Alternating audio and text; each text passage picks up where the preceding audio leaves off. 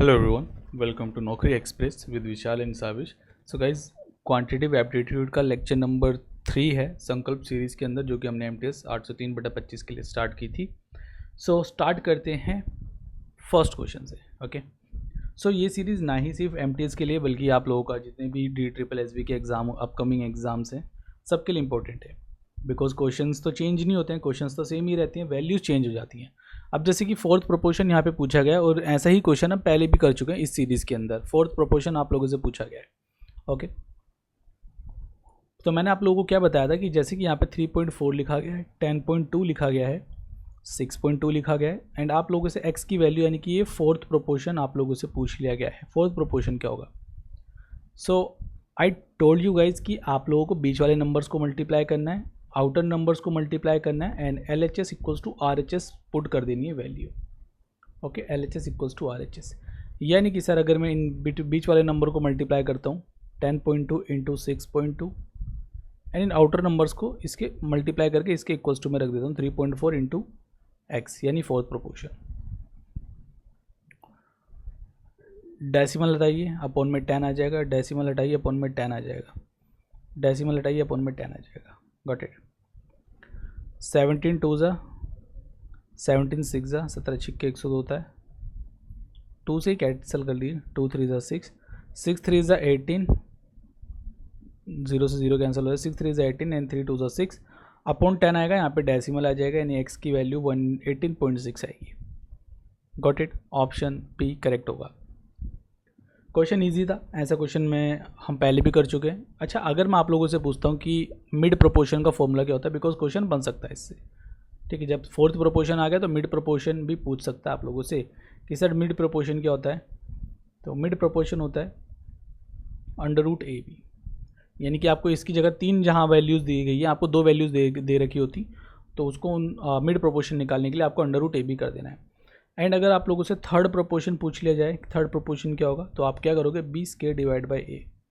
Okay, यानी A और B 2 values होंगी, B का स्केयर कर दोगे, उसके अपॉन में A कर दोगे। आई होप क्लियर होगा। नेक्स्ट क्वेश्चन देखते हैं। Find the height of conical vessel hull, जिसकी रेडियस 21 सेंटीमीटर है एंड इसका कैपेसिटी दी गई है 3.234 लीटर्स। ओके, सो एक कॉन है, we have a cone guys,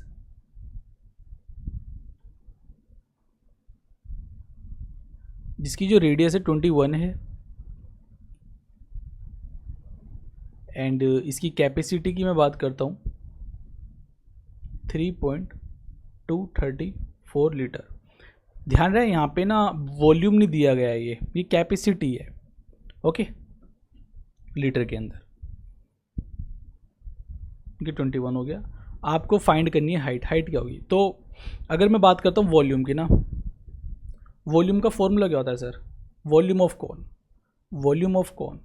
so volume of cone होता है 1/3 πr square h। This is the volume of cone which is equal to 3.234। Okay, अब ये जो है ना लीटर के अंदर है। ओके, आंसर की अगर मैं बात करता हूँ, चीज़ें मुझे जो सेंटीमीटर में दे रखी हैं, तो आंसर मेरा सेंटीमीटर क्यूब में आएगा। ओके, और सेंटीमीटर क्यूब की अगर मैं बात करता हूँ तो 1 लीटर के अंदर, मतलब 1 लीटर 1000 सेंटीमीटर क्यूब के इक्वल होता है। 1 litre is equals to 1000 centimetre cube. So volume निकालते हैं इसका 1/3 22/7, R 21 है इंटू 21, H मुझे यहाँ पर फाइंड करना है। ये वैल्यू जो होगी मेरी सेंटीमीटर क्यूब में होगी 3.234 है।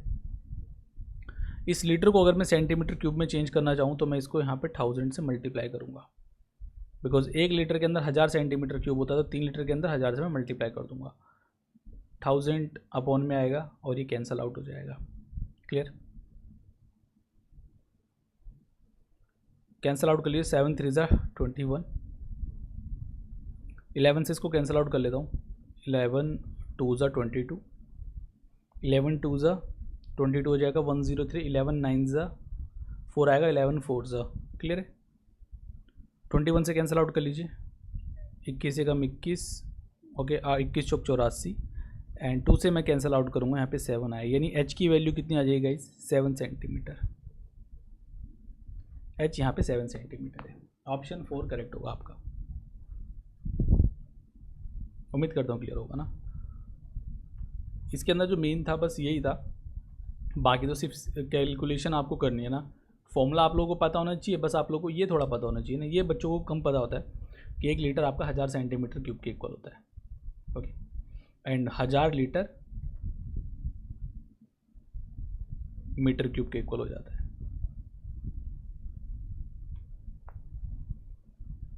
ऑलराइट,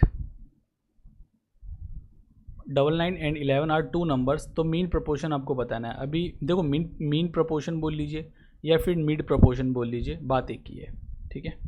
मीन प्रोपोर्शन या फिर मिड प्रोपोर्शन बात एक ही होता है। तो मीन प्रोपोर्शन का फॉर्मूला क्या होता है, मीन प्रोपोर्शन या फिर mid proportion, under root A B. Clear. So under root A क्या है आपका 99 and B is 11, A is 99, B is 11, 11 9 99 into 11, and अगर रूट से ये चीज़ बाहर आती है, ये वैल्यू रूट से अगर बाहर आती है तो 11 हो जाएगा, एंड ये 3 हो गया, तो 33, option 4। Got it. Pipe A can fill a tank in 12 hours. After 8 hours, pipe B is also opened. The tank gets completely filled in 10 hours from the beginning. In how much time can pipe B fill the tank alone? अकेला मतलब एक pipe A है, वो 12 घंटे के अंदर पूरा complete tank fill कर सकता है। तो मैं क्या करता हूँ, टैंक की कैपेसिटी 12 ही मान लेता हूँ, तो यानी A की एफिशिएंसी कितनी आ जाएगी guys, 1। Efficiency of A is 1। अब मुझसे बोला गया कि भाई 8 घंटे बाद बी को चालू किया जाता है और पूरे 10 घंटे के अंदर टैंक भर जाता है। मीन्स 8 घंटे तक ए ने अकेला काम किया। अगर ए अकेले 8 घंटे तक काम करता है, 8 आवर तक काम करता है, ए की एफिशिएंसी कितनी है, 1 यूनिट है, तो ए यहाँ पर 8 यूनिट वर्क कर देगा। यहाँ पे जो वर्क डन है वो 8 यूनिट है। रिमेनिंग वर्क की अगर मैं बात करता हूँ तो आप बोलोगे सर 12 में से 8 माइनस कर दीजिए, ये 4 जो आएगा वो रिमेनिंग वर्क होगा। अब जो रिमेनिंग वर्क पे इस रिमेनिंग वर्क पर ए एंड बी दोनों मिलके काम करते हैं ना,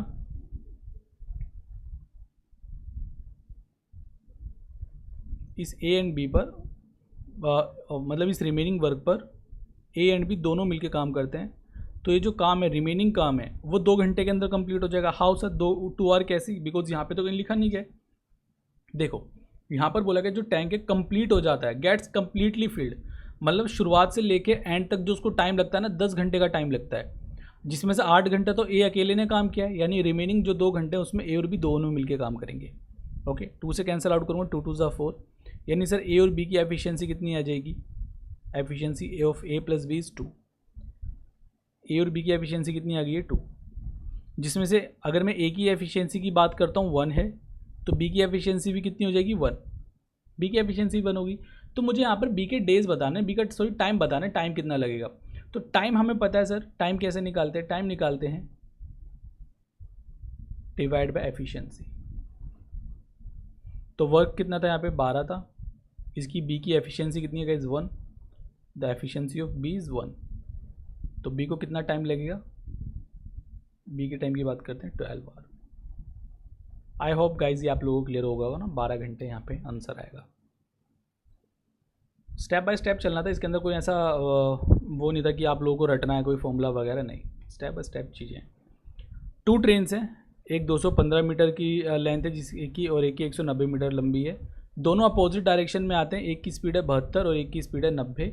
तो कितने टाइम बाद वो यहाँ पे मिल जाएंगी, क्रॉस कर देंगे एक दूसरे को। टाइम मुझे निकालना है, तो टाइम कैसे निकाल सकता हूँ मैं, distance divide by speed.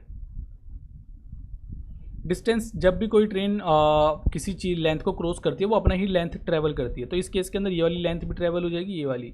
Means total distance यहाँ पे कितना कवर हुआ है सर, 215 प्लस 190, टोटल डिस्टेंस इतना कवर हुआ है। अगर मैं स्पीड की बात करता हूँ, स्पीड है सर 72 प्लस 90, ये स्पीड है। मुझे टाइम बताना है। अच्छा एक चीज़ देखिए कि ये जो है ना मीटर के अंदर है, ये मीटर के अंदर है, ये किलोमीटर पर आवर के अंदर है, सो हमें बेसिकली यूनिट सेम करनी होती है, यानी कि अगर ये मीटर के अंदर है तो इसको भी मुझे मीटर पर सेकंड में चेंज करना पड़ेगा। ओके, सो 5 एंड 405 162, मैं मीटर में चेंज करने के लिए 5/18 से इसको मल्टीप्लाई कर दूंगा। 18 9 जा जाएगा एंड 5 8 जा 40, 5 1 जा 5, 9 से कैंसिल आउट हो जाएगा। मीन्स इस जो लेंथ को ट्रैवल करने में टाइम लग रहा है वो 9 सेकंड का टाइम लग रहा है। क्लियर है? यानी ये जो 405 मीटर की लेंथ है इसको ट्रैवल करने में 9 सेकंड लगेंगे। ऑप्शन 1। उम्मीद करता हूँ ना आप लोगों को क्लियर होगा, बिकॉज ये जो सेम टॉपिक है हमने पहले भी कवर किया है, इससे पहले वाली क्लास के अंदर भी हमने किया है। महेश 800 डेकोरेटिव पीसीस खरीदता है 40,000 के अंदर। वो एक को तो 25% प्रॉफिट पर सेल कर देता है, दूसरे को 10% लॉस पर। उसको ओवरऑल 500 रुपये का लॉस होता है, तो 25% प्रॉफिट पर उसने कितने पीसीस सेल किए। ओके, हम एलिगेशन से इस क्वेश्चन को करेंगे। एलिगेशन, जब भी हमें किसी एक आर्टिकल पे प्रॉफिट एंड लॉस, दूसरे पे प्रॉफिट एंड लॉस, कंबाइंड उन दोनों का कंबाइंड का प्रॉफिट एंड लॉस देता है, एलिगेशन करते हैं। या फिर आप ये कह सकते हो कि सर एक आर्टिकल पे चेंजेस, दूसरे आर्टिकल पे परसेंटेज चेंजेस, और दोनों आर्टिकल पे कंबाइंड परसेंटेज चेंजेस, फिर हम उसके अंदर एलिगेशन लगाते हैं। जैसे कि अगर मैं एक ही बात करता हूँ, 800 डेकोरेटिव आइटम्स हैं, पीसीज हैं, जिसके अंदर से कुछ ए पीसीज होंगे, कुछ बी पीसीज होंगे, है ना। ए पीसीज को 25% प्रॉफिट पर सेल किया गया है, बी पीसीज को 10% लॉस पर सेल किया गया है। क्लियर है? ओवरऑल उसको 500 का लॉस होता है ना, तो 500 इस 48,000 का कितना परसेंट होगा? आप लोग कैलकुलेट कर लोगे।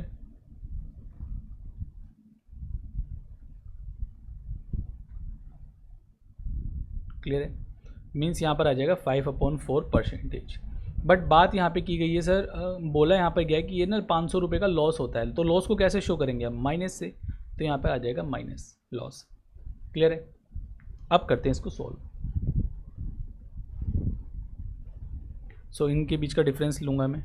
5/4 बड़ी वैल्यू है -10% से, सो -5/4 माइनस 10%, तो ये माइनस माइनस प्लस हो जाएगा, 5/4 + 10, तो 10 4 जा 40, 40 - 5 35, 35/4। क्लियर है? अब इन दोनों के बीच का मैं डिफरेंस करूंगा तो माइनस होगा बीच में, तो माइनस माइनस ही प्लस हो जाएगा। अब आप लोग करके देख सकते हो जैसे कि मैंने यहाँ पे किया है। मीन्स 25 + 5/4 हो जाएगा, ये 100 हो गया, और यहाँ पर आ जाएगा सर 105/4। क्लियर है? कैंसल आउट हो गया, 3 पर जाएगा ये, 35 3 = 105 होता है। मीन्स जो 25% प्रॉफिट पर सेल की गई है वो 1 यूनिट है, 20% प्रॉफिट 10% लॉस पर जो आर्टिकल सेल की पीसी सेल के हैं वो 3 यूनिट उनकी क्वांटिटी है। जब भी हम ऐसे एलिगेशन लिखाते हैं तो यहाँ पे जो रेशियो आता है वो क्वांटिटी का रेशियो आता है। ओके, सो 1 यूनिट ये रहा, 3 यूनिट ये रहा, टोटल कितनी हो गई है? 4 यूनिट। और एक्चुअल में कितनी क्वांटिटी है? 100 क्वांटिटी है, 800 सॉरी, 4 2 = 8। अगर 1 यूनिट की वैल्यू 200 है तो 1 यूनिट की वैल्यू ही मुझे बतानी थी 200। मीन्स जो 25% पर सेल किए गए हैं वो 200 पीसीज हैं, 200 पीसीज हैं। अगर आप लोगों से 10% लॉस पर पूछ लिया था कितने पीसीज होंगे, तो आप लोग 200 से इधर मल्टीप्लाई कर देंगे, 600 हो जाएगा। Got it? एक पर्सन है, travel around a circular path covering half distance इतने से करता है और अदर हाफ इतने से करता है, तो एवरेज स्पीड बताने हैं। देखो एवरेज स्पीड क्या होती है, यहाँ पर बोला गया एक सर्कल है, इतना हाफ डिस्टेंस वो 28 से करता है, इतना हाफ डिस्टेंस वो 21 से करता है। तो जब भी इक्वल डिस्टेंस ट्रैवल किया जाता है ना, इक्वल डिस्टेंस ट्रैवल किया जाता है, तो जब दो स्पीड हमारी आती हैं तो उसके अंदर सीधा सीधा फॉर्मूला होता है 2xy/x + y। क्लियर है? ये एवरेज स्पीड का फॉर्मूला होता है जब इक्वल डिस्टेंस ट्रैवल की जाती है।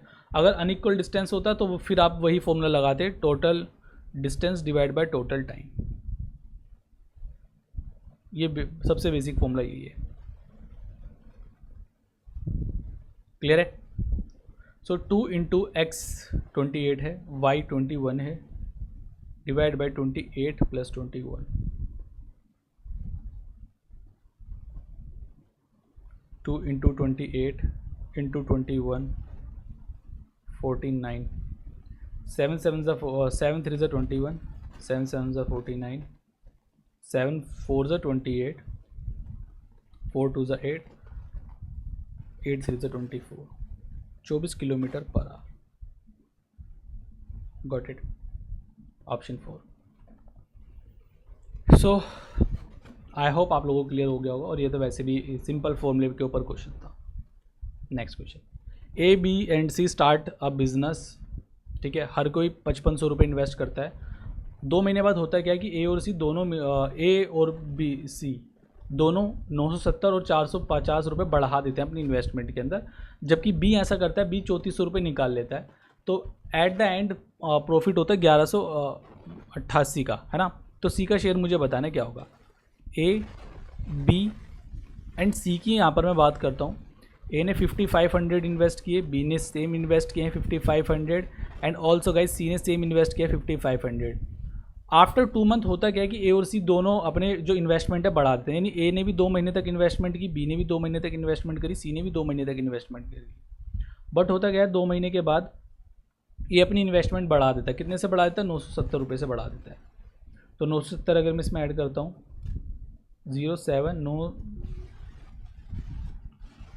10 महीने तक अब इतने 6470 रुपये इन्वेस्ट करेगा वो, ठीक है। सी की अगर मैं बात करता हूँ, बी तो विड्रॉ कर लेता है 3400 रुपये, तो बी को 3400 इसमें से माइनस कर दीजिए, 0 0 1 और 2, कि पूरे 10 महीने तक इन्वेस्ट करेगा 2100 रुपये। सी की अगर मैं बात करता हूँ, सी 450 रुपये बढ़ा देता है, सी 450 रुपीज़ बढ़ा देगा, यानी 5950। क्लियर है। नेक्स्ट 10 मंथ तक करेगा।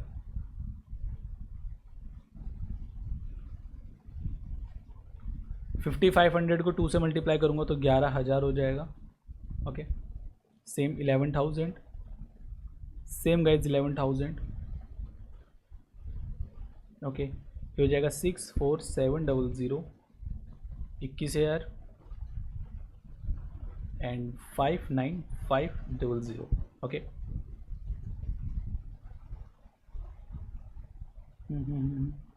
अब मैं टोटल इन्वेस्टमेंट ऑफ ए की देख लेता हूँ। ए की टोटल इन्वेस्टमेंट कितनी 00757। ओके, ये टोटल ए की इन्वेस्टमेंट है, और यहाँ पर आ जाएगा 32,000।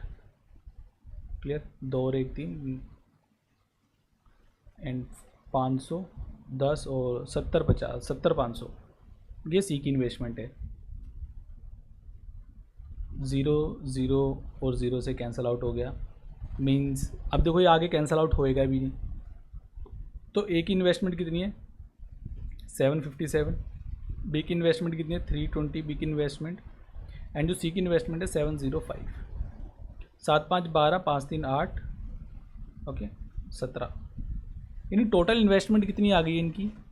मतलब आपको पता है जो इन्वेस्टमेंट का रेशियो होता है, प्रॉफिट उसी रेशियो के अंदर डिस्ट्रीब्यूट करता है, प्रॉफिट शेयरिंग रेशियो भी वही होता है। तो यूनिट के अंदर अगर मैं बात करता हूँ, टोटल प्रॉफिट कितना आ गया 1782, ये टोटल प्रॉफिट है। बट एक्चुअल में टोटल प्रॉफिट कितना है 1182। तो बस यूनिट के अंदर इतना है, एक्चुअल में इतना है, तो हम उस एक्चुअल वैल्यू की वैल्यू निकाल देंगे। जैसे 1 यूनिट की वैल्यू कितनी हो जाएगी सर, 1188 को मैं डिवाइड करूँगा 1782 से, और मुझे निकालनी है यहाँ पे सी का शेयर यानी 705, ये सी का शेयर है। ओके, 11 से साफ साफ दिख रहा है, 11 1 ज़ा 11, 11 8 ज़ा 88, 11 कम 11, 5 55। ओके, एक सेकेंड, सॉरी 11 कम 11 6 है ना, 66 और 2, 18 6 ज़ा 18 9 ज़ा एंड 2/3, 3 से इसको कैंसिल आउट कर लेते हैं, 3 2 ज़ा 6, 3 3 ज़ा 9 एंड 3 5 ज़ा 15। सो जो आंसर आएगा वो आ जाएगा 2 × 235। ओके, 23 दूनी 46 और 5 दूनी 10, 470 आंसर। कैलकुलेशन आप लोगों को थोड़ी सी यहाँ पे टिपिकल लग सकती है, बिकॉज वैल्यूज़ छोटी नहीं हो रही हैं, तो आपको ऐसे केस में लग सकता है कि भाई आप लोग गलत कर रहे हो। बट एक बार पूरे फाइनल आंसर तक जाने की कोशिश करना। 15 मैन या फिर 20 वीमेन किसी वॉल को 10 दिन में बना सकते हैं, तो 15 आदमी और 20 वीमेन इस काम को कितने दिन में कर लेंगे। तो 15 मैन सेम क्वेश्चन हम पिछली क्लासेस में भी कर चुके हैं। किसी वॉल को 10 दिन में बना देते हैं, सेम वॉल 20 वीमेन 10 दिन में बनाती हैं। ओके, इधर मुझे बताना है सर 15 मैन प्लस 20 वीमेन, इस वॉल को, जो वॉल 15 मैन 10 डेज में बनाते हैं, इस काम को, इस वॉल को कितने दिन में कर लेंगे ये सारे? 15 आदमी और 20 औरतें। डेज़ मुझे बेसिकली इधर फाइंड करना है।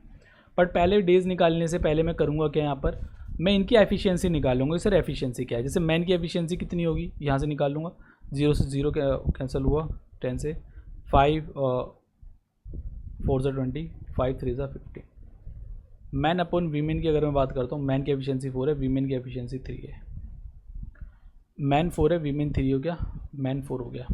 तो 15 चौके 60, 3 दूनी 6, 120 इन 2 डेज।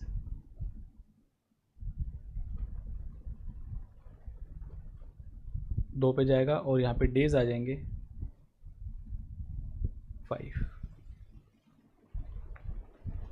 Got it. आगे बढ़ते हैं। दो पॉजिटिव नंबर हैं, आर इन द रेशियो 4:9।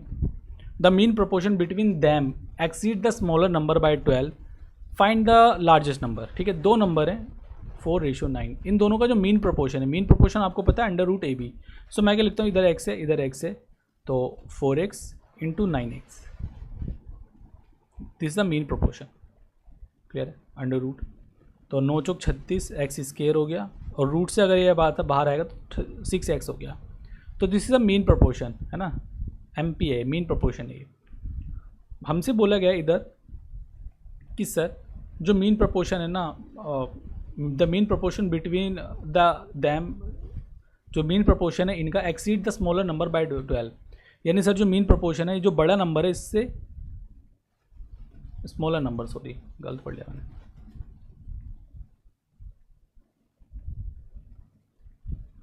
जो मीन प्रोपोर्शन है वो स्मॉलर नंबर से कितना ज़्यादा है, 2x ज़्यादा है। तो मुझे यहाँ पर बताना है सर कि लार्जर नंबर क्या होगा। क्लियर है, यूनिट के अंदर तो 2x ज़्यादा है, बट एक्चुअल में कितना ज़्यादा है सर, 12। तो एक यूनिट की वैल्यू कितनी हो जाएगी, 2 6 12। अगर एक यूनिट की वैल्यू 6 है तो मुझे लार्जर नंबर बताना है, 6 से इधर मल्टीप्लाई कर लीजिए।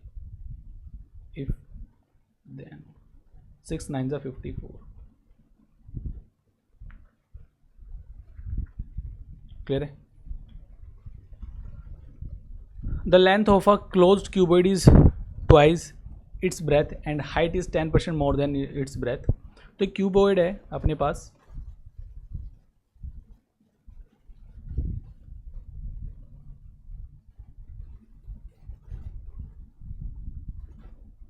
इधर बोला गया the length of a closed cuboid is twice its breath, जो इसकी लेंथ है वो इसकी ब्रेथ से ट्वाइस है। लेट से कि जो इसकी ब्रेथ है वो x है, तो ये 2x हो जाएगी। And it's height is 10% more than इस ब्रेथ, यानी कि जो हाइट है वो सर 10% ज़्यादा है, यानी x का 11/10 हो जाएगा। तो मैं करता क्या हूँ ना, मैं इसको x को ना 10x मान लेता हूँ।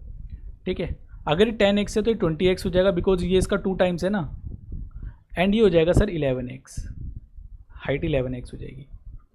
अब जो द वॉल्यूम ऑफ क्यूबॉइड इतना दे रखा है, तो मुझे टोटल सरफेस एरिया बताना है कितना होगा। थोड़ा सा कैलकुलेटिव है ये क्वेश्चन, बिकॉज पहले आपको इस x की वैल्यू निकालनी पड़ेगी, फिर आपको एक्चुअल वैल्यू निकालनी है, देन एक्चुअल वैल्यू से फिर आपको टोटल सरफेस एरिया निकालना है। क्लियर है। तो वॉल्यूम क्या होता है sir, L into B into H, this is the volume of cuboid. Volume आपको दे रखा है sir 2928.2, this is the volume.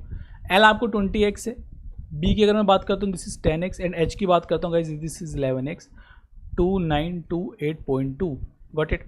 Point डाल लीजिए, अपॉन में 10 आ जाएगा, डेसिमल आपने रिमूव किया, 11 से कैंसिल आउट कर लीजिए, 11 2 ज़ा 22, 7 आ जाएगा, 11 6 ज़ा 66 और 6 ही आ जाएगा, 11 6 ज़ा 11 2 ज़ा। Okay,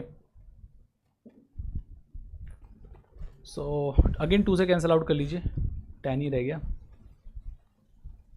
1331। Okay, so this is x to the cube and is equals to 1331 upon 1000 आ जाएगा गाइज। x हटाऊंगा यहाँ पे क्यूब रूट आ जाएगा, क्यूब हटाऊंगा क्यूब रूट आ जाएगा, 11/10 आया है। मीन्स सर अगर मैं x की बात करता हूँ तो x आ जाएगा 1.1, या फिर 11/10 भी कह सकते हो। तो ये जो 20x है इसकी एक्चुअल वैल्यू कितनी हो जाएगी सर? 22, कि बिकॉज आप लोग 1.1 से इधर मल्टीप्लाई करोगे 22 हो जाएगी। अब इधर आप लोग 1.1 से मल्टीप्लाई करोगे तो 11 हो जाएगी वैल्यू, और इधर आप लोग 1.1 से मल्टीप्लाई करोगे, 1.1 से मल्टीप्लाई करेंगे आप लोग तो 11 का स्क्वायर 121 होता है, मीन्स हो जाएगा सर ये 12.1। क्लियर है? सो बेसिकली अब आपको टोटल सरफेस एरिया निकालना है। Total surface area of cuboid क्या होता है guys? Total surface area of cuboid 2 bracket LB plus BH plus HL, this is the total surface area of cuboid. तो 2 bracket LB कितना? Length, breadth and height. तो length कितनी यहाँ पे 22 है। ब्रेथ की अगर मैं बात करता हूँ गाइज 12.1, ब्रेथ 12.1 इंटू हाइट कितनी हो जाएगी 11। हाइट अगर 11 है तो लेंथ कितनी हो जाएगी 22।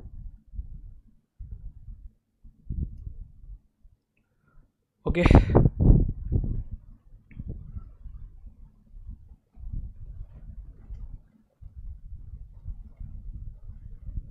सो 22 से कम 22 से कम 22, 22 दूनी 44 एंड 22 से कम 22, सो ये जाएगा 2662 and this is decimal plus 12.1 को अगर मैं 11 से मल्टीप्लाई करता हूँ 11, 22 और 11 1331, यानी कि सर 133.1। क्लियर? प्लस 11 को अगर मैं 22 से मल्टीप्लाई करता हूँ तो 22 एंड 22 242। क्लियर है? अब इनको ऐड कर लीजिए, 2 और 1 3 और 2 2 4 और 1 5, सॉरी 0.3। ठीक है, एंड में तो यानी कि 6 ही आएगा 0.6, बिकॉज इधर 8 है और 2 से अगर मैं मल्टीप्लाई करूँगा तो वो डबल हो जाएगा। सो ठीक है, एंड 6 3 9 2 11 एक हो गया, 6 और 1 7 3 10 14 1 2 3 4 2 6। पता है ऐसे लिखने में ना आप लोग कैलकुलेट कर लोगे, बट यहाँ पे क्या है कि ना नंबर क्या कन्फ्यूज़न हो रही है, मतलब कौन सा नंबर आगे आएगा पीछे आएगा, ये ना थोड़ा सा जब स्क्रीन दूर होती है ना तो दिक्कत करती है। पास में हो तो ठीक है, बट दिक्कत इसको जैसे मैं भी जो फील कर पा रहा हूँ वो यही फील कर पा रहा हूँ, जैसे नंबर क्या है कि ना मिस हो रहे हैं, आगे पीछे हो रहे हैं, सिली मिस्टेक हो रही है यहाँ पर। तो क्या है कि ना इससे बड़े आप लोग लिख लिया करो, जरा सी देर लिखेगी, लिखने में क्वेश्चन जल्दी हो जाएगा। तो कितना हो जाएगा 128, इसका डबल और इसका डबल 13 का डबल 26। क्लियर? डेसिमल यहाँ पे था, आंसर हो जाएगा 1282.6। Clear? The wholesaler offers a 15% discount on the listed price of a product followed by another 10% discount on the already discounted price. तो अगर लिस्ट इतना है तो मुझे फाइनल प्राइस बताना है। कितना आसान क्वेश्चन है ना, कि भाई अगर MRP 1000 रुपये की है, उस पर 10% का डिस्काउंट दिया रहा है, इसका मल्टीप्लाइंग फैक्टर कितना हो जाएगा इस 9/10। अगेन अब उस पर क्या है कि 15% डिस्काउंट दिया जाता है, या फिर आप कह सकते हो कि सर 1000 रुपये का पार्टिकल था, 15% डिस्काउंट दिया था, उसके ऊपर 10% का डिस्काउंट दिया था। बात तो एक ही है ना, पहले ये दे दीजिए, पहले ये दीजिए, फ़र्क नहीं पड़ता कुछ भी। 15% है, इसका मल्टीप्लाइंग फैक्टर हो जाएगा 17/20। 0 से 0 कैंसिल आउट हो जाएगा सर, 0 से 0 कैंसिल आउट हो जाएगा, 2 5 10, 17 निम्मे 153 होता है इंटू 5। यूनिट डिजिट तो 5 सिर्फ यहाँ पर ही है, बाकी देखते हैं। 15 × 5 = 75, 5 × 3 = 15, यानी कि 765 answer. Got it? Question easy था ये। एक ट्रेडर है, mark is good 30% above the cost price और फिर 10% डिस्काउंट भी देता है, तो यहाँ पे उसका प्रॉफिट परसेंट बताना है कितना होगा। लेट्स से कि जो उसका कॉस्ट प्राइस है गाइज वो 100 है, CP इज़ 100, 30% अबव करता है, 130 हो गया मार्केट प्राइस। अब इस पर 10% का डिस्काउंट भी दे रहा है, 10% का डिस्काउंट यानी कि 13 रुपीज़ का यहाँ पे डिस्काउंट दिया जा रहा है, मींस इसकी जो सेलिंग प्राइस हो जाएगी वो हो जाएगी 117। अगर सेलिंग प्राइस 117 है, यहाँ पर कितने का प्रॉफिट हुआ है गाइस? 17 यूनिट का प्रॉफिट हुआ है, मीन्स मुझे प्रॉफिट परसेंट बताना है। 17 का profit over the 100 is 17%। Got it. Next question, there are 17 taps connected to a tank among, ठीक है, एक टैंक है जिससे कि 17 टैप्स नल जुड़े हुए हैं, विच जिसमें से कुछ इनलेट्स हैं जो कि पानी डालते हैं और कुछ नल ऐसे जो कि पानी निकालते हैं। ईच इनलेट के जो पानी डालने वाला नल है, इनलेट टैप्स हैं, वो 24 मिनट के अंदर पूरा टैंक भर सकता है, उसकी कैपेसिटी इतनी है। यानी कोई टैंक होगा उसके अंदर जो पानी डालने वाला नल है ना, ठीक है, मुझे नहीं पता कितने नल हैं, जस्ट यहाँ पे बोला गया भाई 17 टैप्स हैं, 17 में से लेट से जो इनलेट टैप्स हैं वो एक्स हो गए और जो आउटलेट टैप्स हैं वो 17 माइनस एक्स हो गए। ये मेरा आउटलेट टैप्स हैं, ये इनलेट टैप्स हैं। अब जो पानी भरने वाली टैप है ना, वो 24 मिनट के अंदर भर सकते हैं, और जो आउटलेट है यहाँ पर बोला गया है उसकी कैपेसिटी कितनी है, 30 मिनट में वो खाली कर सकता है ना, भरे हुए टैंक को 30 मिनट के अंदर वो खाली कर सकता है आउटलेट। मैं एलसीएम लेके टैंक की कैपेसिटी निकाल लेता हूँ, 120 आएगी, 3 4 12 एंड 24 पंजे 120 होता है। इसकी एफिशिएंसी 5 है और इसकी एफिशिएंसी -4 हो जाएगी। जो आउटलेट टैप है उसकी एफिशिएंसी हो जाएगी -4। क्लियर। अब इक्वेशन बना लेते हैं ना। यहाँ पर बोला गया कि सर अगर मैं दोनों टैपों को एक साथ चालू कर देता हूँ ना तो 24 मिनट के अंदर the tank will be empty, 24 minute के अंदर टैंक खाली हो जाता है। अब एक बात सोचो कि सर जो भरने वाली की एफिशिएंसी ज़्यादा है, खाली करने वाली की एफिशिएंसी कम है, फिर भी टैंक खाली हो जा रहा है। कायदे से तो भरना चाहिए ना, बिकॉज पानी भरने वाले जो नल है उसकी कैपेसिटी ज़्यादा है, उसकी एफिशिएंसी ज़्यादा है। तो अब इसमें होगा क्या कि जो आउटलेट टैप्स होंगे ना उसकी क्वांटिटी ज़्यादा होगी, है ना। सो जैसे कि अगर मैं इनलेट की बात करता हूँ, इसकी एफिशिएंसी कितनी है सर, 5 है।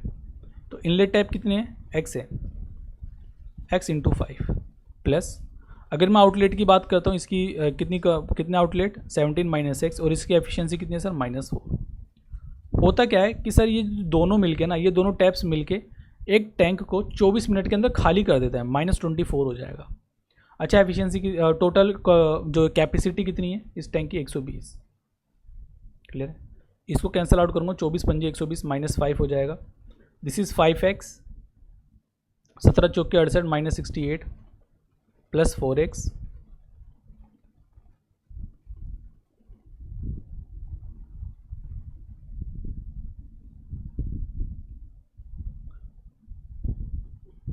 Is equals to -5। 5 4 9 हो गया और -68 है, राइट हैंड साइड पे जाने के बाद प्लस हो जाएगा, यानी 63 आ जाएगा। x is equal to 9 7 63। X की वैल्यू यहाँ पर कितनी हो गई, 7। अगर x की वैल्यू 7 है तो नंबर ऑफ आउटलेट टैप्स मुझे बताने हैं। आउटलेट टैप्स कितने हैं, यानी जो बाहर निकलने वाले पानी है वो कितने होंगे। तो इनलेट है सर 7 और आउटलेट कितने हो जाएंगे, 17 माइनस 7 यानी कि 10। Got it. अब यहाँ पे कौन सा ऑप्शन सही होगा, ओके। पहला मुझे बोल रखा है कि जो नलों की संख्या का दोगुना, जो आउटलेट टैप्स हैं वो इनलेट नलों की 2 टाइम्स है, नहीं 20 थोड़ी ना है, मुझसे 14 थोड़ी ना यहाँ पे। सेकंड ऑप्शन है इनलेट नलों की संख्या के बराबर, नहीं ऐसा भी नहीं, दोनों की संख्या बराबर है ही नहीं। थर्ड की अगर मैं बात करता हूँ, 3 more than the inlet taps, yes, जो आउटलेट टैप से इनलेट टैप से 3 ज़्यादा है ना, तो ऑप्शन 3 करेक्ट होगा। ये भी गलत हो गया। A train start from a station P to station Q at a speed of 98 km per hour, then return to station P at a speed of 70 km per hour। तो average speed मुझे बतानी sir, average speed क्या होगी। Okay एक second,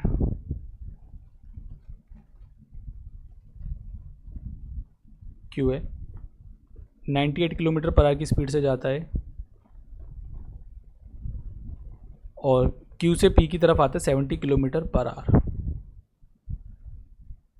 तो average speed मुझे बतानी है, एवरेज स्पीड क्या होगी। एवरेज स्पीड होती है guys 2xy upon x plus Y, 2 into 98 into Y यानी कि 70 और 98 प्लस 70।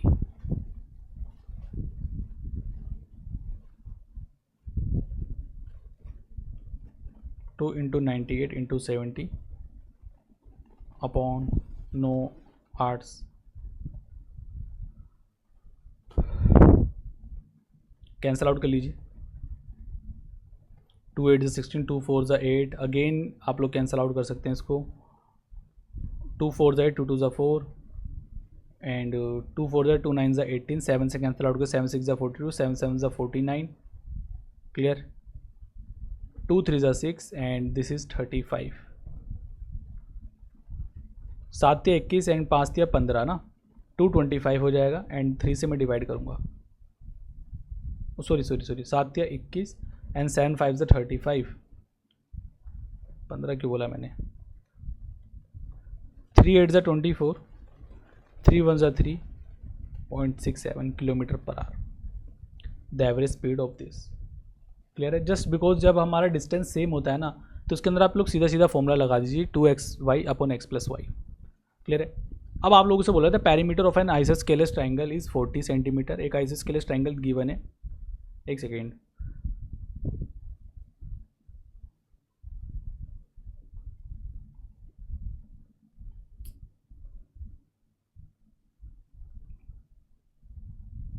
एक आइसोस्केलेस ट्राइंगल है जिसका पैरीमीटर 40 सेंटीमीटर है।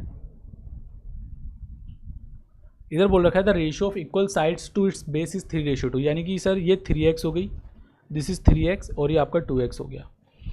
तो यहाँ पे क्या मैं इनकी इंडिविजुअल वैल्यू नहीं निकाल सकता, निकाल सकता हूँ। अगर मुझे एरिया चाहिए, एरिया मैं कैसे निकालूंगा, मैं यहाँ पर देखो एक जनरल ट्राइंगल का एरिया का फॉर्मूला क्या होता है, 1/2 बेस इंटू हाइट। अगर आपको एक ट्राइंगल की बेस पता चल जाए और उसकी हाइट पता चल जाए तो आप लोग उसका ट्राइंगल का एरिया निकाल सकते हो, ठीक है, उस ट्राइंगल का एरिया हम निकाल सकते हैं। सो पैरीमीटर की अगर मैं बात करता हूँ, this is 3x plus 2x is equals to 40, 6x और 8x 40, 8 5 40, यानी x की वैल्यू कितनी होगी सर 5। अब अगर x की वैल्यू 5 है तो 5 3 सॉरी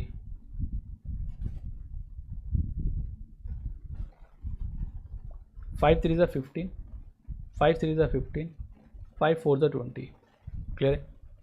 तो इसका बेस कितना है सर 10 सेंटीमीटर का, दो अदर साइड है 15 सेंटीमीटर 15 सेंटीमीटर। तो आपको इस ट्रायंगल का एरिया बताना है कि सर इस ट्रायंगल का एरिया कितना हो जाएगा।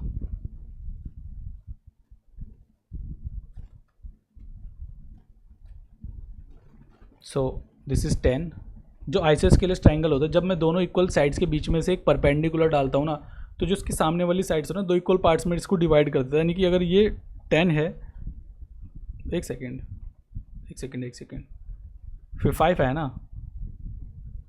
ठीक है, ये भी 5 हो जाएगा और this is 15 and this is 15। सो यहाँ पर मेरा ये राइट एंगल ट्रायंगल बन गया है, this is a right angle triangle guys. और राइट एंगल ट्रायंगल के अंदर मैं पाइथागोरस लगा के हाइट निकाल सकता हूँ। हाइट कैसे आ जाएगी, मैं 15 है, 15 का स्केयर करूँगा 225 माइनस 5 का स्केयर 25 अंडर रूट, ठीक है। मैंने यहाँ पे पाइथागोरस यूज़ करा, उम्मीद करता हूँ आपको पाइथागोरस तो पता होगी। 200 आ गया अंडर रूट, और रूट से अगर मैं बाहर निकालूंगा तो यहाँ पर आपका 2 बाहर आ गया एंड 100 का 10 हो जाएगा ना, 10√2। हाइट कितनी आ गई इस 10√2। अगर हाइट 10√2 आ गई तो बस आपको वैल्यू पुट करनी है इधर, 1/2। बेस कितना है इधर, बेस है यहाँ पर 10 unit, sorry 10 centimetre, not unit, unit हमारा रेशियो को शो करता है, 10 सेंटीमीटर। एंड हाइट कितनी है सर 10√2। कैंसल आउट करूँगा 2 से, 2 5 10। सो एरिया कितना आ जाएगा इधर 50√2। Got it, area is 50√2, option 3। Next question, when the selling price of a mobile is 19,000, तो एक शॉपकीपर को 5% का लॉस हो जाता है। सो अगर वो 18% का प्रॉफिट कमाना चाहता है तो कितने रुपए में इसको सेल करना पड़ेगा। एक बात मुझे बताइए, अगर मेरी कॉस्ट प्राइस 100% है तो सेलिंग प्राइस इस तरह कितनी होगी 95%, और 95% इस वाली सेलिंग प्राइस के बराबर है। यानी कि मैं 1 यूनिट वैल्यू निकालने के लिए क्या करूँगा, 19,000 को 95% से डिवाइड कर दूंगा। अब मुझे कितने 18% प्रॉफिट चाहिए। अगर कॉस्ट प्राइस मेरी 100% है तो सेलिंग प्राइस कितनी हो जाएगी 118%, जिसके अंदर 18% का प्रॉफिट होगा। क्लियर है, 19 5 and 5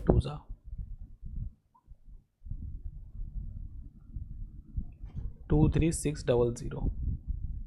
answer option second correct होगा। Got it. So guys this is third lecture of quantitative aptitude और ये सीरीज़ हमारी चलती रहेगी, एमटीएस के बाद भी चलती रहेगी. ओके, बिकॉज आपको मल्टीपल एग्जाम्स में कवर करवा रहा हूँ. बाकी आप लोग देख सकते हो जितनी भी सीरीज़ मतलब तक मैं करवा रहा हूँ क्वेश्चंस, वो कहीं ना कहीं चीज़ें रिलेट कर रही हैं, कोई चीज़ें रिपीट हो रही हैं. DSSB में भी सेम ही रहेगा. आप भले किसी और एग्ज़ाम के लिए भी प्रिपेयर कर रहे हो, बट आपका जो क्वेश्चंस हैं वो रिपीट होते हैं. ठीक है, भले ही सेम वैल्यूज़ के साथ ना आए, कंसेप्ट रिपीट हो जाएंगे. ओके, सो अगर आप लोगों को लेक्चर अच्छा लगा हो तो चैनल को सब्सक्राइब कर लीजिएगा. कमेंट में कुछ भी डाउट हो तो आप लोग मुझे बताइएगा. बाकी आपको अगर इसकी PDF चाहिए तो ये जो व्हाट्सएप नंबर है, इस व्हाट्सएप नंबर पर आप लोगों को इसकी PDF मिल जाएगी. क्लियर है. मिलता हूँ नेक्स्ट लेक्चर के अंदर. Tata bye bye, take care.